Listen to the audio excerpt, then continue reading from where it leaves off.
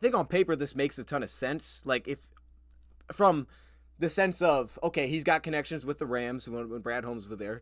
Also, cornerback, we could use the cornerback for the stretch run. He just got let go. But, reason that he was let go, effort was questioned. You hear that? Right? I hear that all the time. Chat, I mean, we all hear that. Like, he's not trying. And that feels like an easy way to just throw it out there. But then I went to the Chicago game, okay? I watched him play, and he got benched against Kansas City. They moved off him. They also moved off Roderick Teamer. They also picked up the young corner from New England, so they're going to give some young guys a shot here. But then I go to this game, and I was like, oh, snap, this is bad.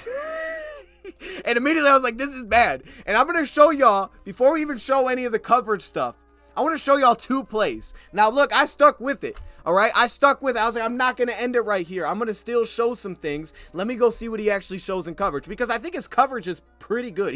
He's got a real skill set. There's a way that he can play well in this defense. There's things I like, things I don't like, but he's not bad in coverage.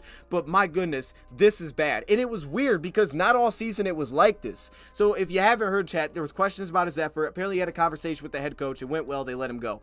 I don't know if it was like, okay, we moved on from our head coach, so now things got bad. There was things like this popping up when he was in college too. So, we always talk about the culture fit. This may not be that. I would understand that. And let me show you these first 2 plays. Let me not keep talking about it. Watch this. So he's number 24. He's at the bottom of your screen right here. Here's the first play I saved. It's against Chicago. All right, here we go.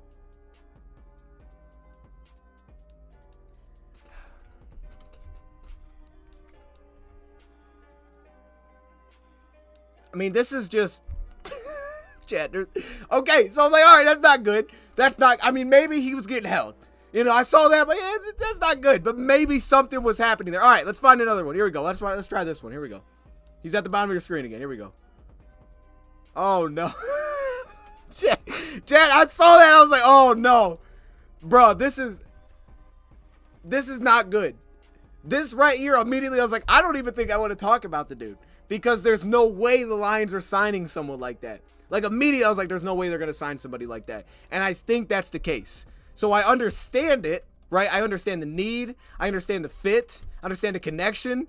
But, bro, these 2 plays, I'm like, yo, that's not good. Now, I guess the positive is, if you go and you look back at games, before this, he's a little bit more willing to stick his nose in the net. I mean, he's willing to give a little bit of help, right? He makes some effort, sort of effort. And it seemed like as you go back further and further, the effort got better and better. But, yo, that was bad, dude. And I was like, I don't think I need to watch another one. That's the James Harden. It was bad, chat. I mean, what are we thinking? Did y'all see that? I mean, look, what's the takeaway? Just looked at coverage alone. You'd be like, you know what? That's not a bad pickup. It's not a bad pickup, but because that's an aspect, I mean, if he's playing like that, the amount of screens I'm throwing at this man, the amount of quicks I'm throwing at, just make him tackle. That's not, and he doesn't seem like a very good tackler anyways. He's a complete arm tackler. He doesn't really throw his body at it. He's kind of just like, let me reach and grab him. Maybe I can try to strip the football. So it's not good, but then when you put that out there, it's like, oh, that's scary. I mean, I'm not saying it wouldn't be better. Like, if he came here, he was excited, and maybe he was upset that the coach left, and he's like, oh, yeah, Dan Campbell, I'm fired up. I'm going to give you all effort. Because, again, early in the season, it looked way better than that. But when I see that, I'm like, yeah, I just don't know if you could put that out there and get signed. Definitely things that I think you like about his game. I mean, first off, the guy is an absolute ball hawk just by the way that he plays. But if we look away from some of the what the heck was that in coverage or as a run defender, and if you go back early in the year like it's better, and you wanted to make a case and be like, okay, well, if Dan Campbell can get him to show more effort than whatever the heck that was, and I don't know, and they just want a pure guy that can cover. He's pretty fluid. I mean, specifically with his ability at the top of routes, but also some of the flexibility that he brings. And what you like about him, I talked about the ball, I kind of touched on he's a ball hawk. This is one of the reasons, and this is just one example, but the way that he attacks the football is, I think, what makes him so tough at the catch point. The way that he plays it, here the undercut, tips it in the air, they get an interception there. Now, he's only had, I think, 1 pick this year, and that was against us. He had the pick 6, which wasn't like a ridiculous play. It was just a bad decision by Goff, and he picked it off and took it back. So I don't even think I included that in here, to be honest. It was just a bad decision. He is in zone, right? You see the little flat, and you can see he kind of just throws his arms at it. There's really no force on the tackle at all. He doesn't really seem to kind of give you that as a tackler, to be honest with you. And this was the area I saw him continuously or consistently kind of get attacked, is that he could give up a little bit too much depth on some of these like speed out routes specifically. The veteran leadership aspects that I think he does bring is the communication on the field pre-snap, specifically with all the zone coverage. You get a lot of quarters looks. Here you get a cover 6 look, and you can see because he has the deep quarter on his side of the field, you can see he's kind of playing through the quarterback and reading through that number 2 receiver. You'll get aspects of this where maybe you give a little bit too much space to that outside speed out because he's reading quarterback eyes. Now, he still makes an excellent play and drive on this football, and really it's just how he attacks it with his hands. Pass breakup, just because how he attacks the football. You can see he gets right through the hands on this play. Boom. Breaks it up at the catch point. To what the Truth said earlier, a lot of their defense is zone coverage. I mean, you'll get some man, but it's not a lot of consistent press man. He's a long corner, over 31-inch arms, so you're thinking like, okay, maybe he's that. But they do a lot of zone coverage, a lot of quarters. He's actually pretty nice in zone coverage, but that's a lot of their defense. Now, on an instant like this is just kind of one example, but this is something that I noticed is he's a when you talk about the eye discipline, specifically as an off-man corner, but when you're in that man coverage, his discipline leans really heavy quarterback. So it's good, but it also leads to things like this, where, you know, sometimes guys just aren't covered. Now, this is what I like. I like this. You know, this is man coverage here too. Passes it off. He's very good at doing this. You can see him open up here, cover up the receiver on the crossing route. You'll see a lot of good stuff like that. This is kind of the 2 examples ago, like I said. You know, you can see here when they all break inside, doesn't really have the vision here of the flat. That's happened a couple times, happened against Kansas City. Kind of a little bit tunnel vision, reading the quarterback. Once the assignment kind of rolls away from him, you'll see that late in route, so kind of like let it go. But here he is against Quentin Johnston. He actually had a really good game against Quentin Johnston, to be honest. Top of the route again. You see that flexibility, ability to sink down, match up. He did a really good game against Johnston because I thought speed kind of gave him an issue, but then I started watching this game, and you know, Johnston obviously can go vertical. I thought he played him really well. Here he is. I love this. I love this from him in quarters right here. You got him pressed up on the play, but he has that inside help, but the way he sticks in his hip. Now It's plays like this that I think display a lot of the good. The fluidity off the line of scrimmage to match up with a speedster, right? Sitting in the outside hip pocket. And then on top of that, you see how he kind of peeks back to the ball at the top of the route while also staying in phase with the receiver.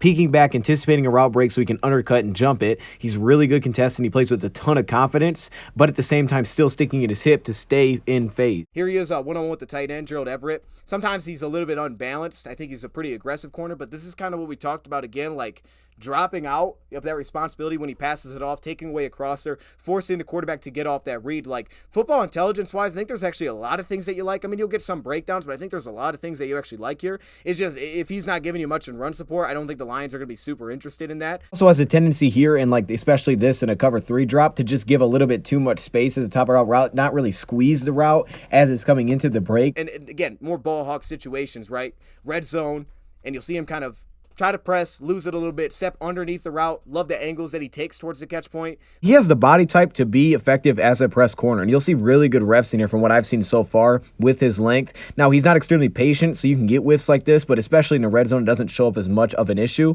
but it's also not something that they majored in seemingly with the Raiders. Very aggressive angles to the catch point. He's not trying to just let catch and tackle. He's trying to make a play on the football. That's kind of how he plays. And like here he is again. This is against Josh Palmer on the play. You know, you don't see him weave as much here from off man. Now, like this play, you can see that ability to mirror, match, and weave with receivers isn't as clean. Again, I love the fluidity at the top of the route to open his hips. I think it's plus ability to drive on the football. It's a little bit slightly above average for me, so it's not elite, but it's good enough. And for him, it's about staying balanced. But again, top of the route, you get some hip flexibility. That's real. The drive, I think it's a little bit more average, you know, his ability to drive on the football. But it's not bad. Here he is against Romeo Doubs. Had a really good game against Romeo Doubs here at the bottom. Again, playing that outside leverage. Doesn't really have much of a threat, I don't think, vertically. He plays it kind of patient because he has that safety up over top. Sits down with route, outside leverage, keeps it on the play. Like, you could tell, I think, when he gets a little bit too much depth. But at the same time, when he has help. Now, this was one of those speed outs that got him. You can see it right here. And I don't think it was bad anticipation by any sense. It's just, okay, the ball was put away from him. He didn't have like the elite burst to maybe get on that and make a play. The first 2 plays is why I don't think the Lions would be interested, to be honest. Patience that he plays with when he has help specifically. I love that, man. He's a big playmaker in that sense. The ball hawking upside is there. He's loose. You see the transition ability, the sink at the top of the route. I don't think he's a super explosive. That could be, you know, an age thing. He's 30 years old, pushing 31 at this point. What I like about Shaq Leonard, man, is I go to a lot of Colts games. So when Shaq Leonard was there, like, he was the life, bro. Like, the fans loved this dude. And I think that's the strong seasons that he had in the past, probably more than anything. But this was the guy that got it rocking in there. Like when this dude came out, he was the energy of the team. The crowd went insane. Like, y'all know, you've been to a Lions game where, like, okay, certain players will come out and they're like, yeah, you know, they get fired up. Felt bad when I heard that he was let go. I was like, this stinks, man. This stinks for him. But he's visited Dallas, didn't get signed. I think he's visiting Philly now. We'll see if he gets signed because Philly just lost a linebacker, so maybe that's what'll happen. But the reason I think this becomes more interesting than it would have been, you know, a week ago, is Alex Anzalone potentially missing some legitimate time. It kind of sounds like, hopefully it's not IR, you know, type of deal. But Alex has been our best backer, most consistent. He's a dog. Losing him is massive. Rumor is on it. That's what I would think because of who he's visited. But I heard that he wasn't going to make his decision till this weekend. So like I said, I don't know. You know, like that's all I know. And he probably will. I would assume he probably will sign with the team like that. Also, there's a contract aspect, right? I mean, we have. What do we have? 2.8 million in cap space according to Over the Cap. We signed Bruce Irvin. We signed some guys to the practice squad. I mean, maybe financially you can make this work. Marcus Peters signed a 1-year, $3 million deal before the season, so it wasn't like he was getting paid a ton anyway. But I think Shaq Leonard's interesting, man. And I'm going to show you why. Because, first off, he could plug right in, I think, stylistically. You know, losing a guy like Alex Anzalone. Now, he's not as, like, upfield aggressive. That's not really his nature as much. He's a little bit more patient. 6'2", 230, put on some weight coming out of college. Really, with Indy, he didn't play on pass downs. Like, I don't know if he brings much of a third down value, and he probably wouldn't to us either. And we had heard that he was upset because of his playing time, which makes sense. I mean, the guy's only 28 years old. At playing time, I don't know that he necessarily gets that here. I don't know if he gets that in Dallas. I don't know if he gets that in Philly. Maybe he does.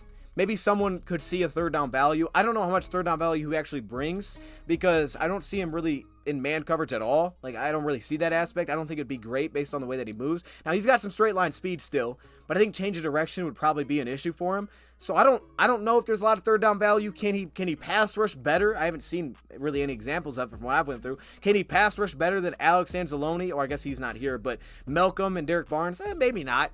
Maybe not better than those two. Maybe better than Jack Campbell. I mean, Jack Campbell is pretty good at closing, but maybe better than those two. So the question really is, are the Lions going to roll with their young guys, or do they want, you know, a new piece to the mix? Because right now it's going to be Jack Campbell, it's going to be Derek Barnes, and they'll probably rotate Malcolm Rodriguez in because he hasn't really played because he's just been a kind of a special team. He's actually been an offensive player this year. Malcolm, they'll play him on third downs. We've seen that. He's pretty good in coverage. Jack Campbell probably will as well. So I don't see a need there to find like a third down piece, but he's not really that either to me. So I'm like, okay, that's fine. I don't know if he'd be that here anyway. But what I love is his zone coverage, man. This is a good example here. His ability to stay square to the line of scrimmage, and also you see how twitched up he is in lower body. I don't think he's great in terms of changing the direction right now, but you do see, again, his ability to kind of slow himself down and make these kind of lunging tackles. Now, he has some misses specifically against the Patriots. Love his zone coverage. Just feel for it. Now, this is kind of a nice little play here on Lamar Jackson. He's got like 6 missed tackles this year, and I think for him, like, closing kind of throws into that a little bit. Sometimes he's a tick late to just go. He kind of launches himself a little bit more. I think his closing ability can be a little bit hit and miss, but I love him in coverage. Here he is. Watch him, and this is something that he does really well. Play action. How quickly he gets depth into coverage. Watch him take away Zay Flowers here. Like, Shaq Leonard, bro, he's working in coverage. You can see him, he's sticking with the route. And he's a guy that even though he got let go and he was frustrated about playing time, I didn't sit back and see like issues of, oh, he's not trying anymore. Like, he might miss tackles, but he always looked like he was playing hard. Here he is again, back in zone coverage. You can see it. Steps in front of Flowers, then jumps down to take away the tight end. He's got some twitch. He's a really long linebacker as well, which I think makes him effective for zone 2 here. You can see kind of the awareness there, the feel of the route, that he's able to dive underneath here on the running back. Like, there's so many good plays that I think I put in here for zone coverage. And then against the run, he's not very good at taking on blocks. All right, I'll put that he's not very good at it, but Alex really isn't either. Now, you'll see flashes. You're like, oh, that was nice. Got the blocks, straight through, made a play. But he's not really good at the point of attack. I think he could step into a will linebacker role pretty well, but he's not great at taking on blocks. So you can see it here. I think he plays with pretty good vision, a lot of patience. You can see Shaq Leonard, middle of the field here. See how fast he gets depth through play action? Like, this guy doesn't bite on anything, man. And then he just clogs up passing lane where he is successful. He doesn't take on blocks well, but he can evade them. And you see it right here, slide through. He's very quick to process and read. I mean, he just would rack up tackles in the past. Tight end, he launches himself out there. Mac Jones like it, feels pressure. Now he goes underneath and the pass is incomplete. So it's like, okay, we'll take that. Now, this is one of those plays. He read it. He was supposed to drop out. In this sense, like, there was a vertical route that would have easily pulled him, and he doesn't. He stays underneath. he comes down, he's right there to make a tackle. He just whiffed. I mean, he just whiffed on the play. You could say like pursue angles to the ball carrier directly. I think this is a great example of that, right? Getting way too steep and then just overrunning the play. And you'll see that even within the tackle box occasionally. I love his like far pursuit from across the field, or the way that he aggressively shoots into the backfield to slide off blockers. But some of this like straight line pursuit, just getting too aggressive, too steep, missing tackles, I think that's where they pop up. He is on this play. You can see it gets off the block. Look at this one. Fast slide off the block. Early hand. Stands out to me here is the vision here while also being engaged, right? Finding a way to see the back on the play. Now, he does slide off this tackle again. I think you could point back to angles. This has been difficult because he had to really accelerate to make this play. But again, maybe even too steep on this play and kind of lunging into the tackle instead of being able to completely run through the tackle, and you get the missed tackle. But I like the vision. He missed the tackle. He had some broken tackles in this Patriots game specifically. But I always like his vision. He's always going to peek through. His pursuit is good because he still has good speed. You can see it here, the patience trying to read the hole. You can see him finish. I think it's gotten better. And he does just have some real ability to transition. Here he is again in zone. Look at this, man. Watch him step in front of this little quick post they want to hit. He's reading the quarterback's eyes, the ability to change direction. I mean, there's some like fluidity and twitch there. Again, against Houston, probably a run play here. Yeah, you can see, I mean, some of the angles like, I don't know if I love that, but finds his way into the play. Then he can launch and close. That's kind of something that he does. Here he is again in coverage, just finding the receiver underneath, jumping up into passing lane. I think someone else actually tipped that play, but that's where I like him. So when you think about what we're losing, here he is on a tight end, steps outside, takes the route away. Like when you think about what we don't have with Alex, I think a big part of that is just the football intelligence. And when I watch him, like this guy gets it, man. Like it's hard to find this dude in the wrong play, in the wrong space. He's got it up here. Like, that's what I love about it. So, to me, this one's actually more interesting. Financially, I don't know we could afford it. I don't know that we feel like we need it. Jack Campbell's going to get his snaps. I don't think the Lions are going to kind of put something over Jack Campbell right now. He'll get his snaps. I think he's obviously the future. But if the Lions added him, I would say that's a good addition. Because there is actually a lot of things that I like.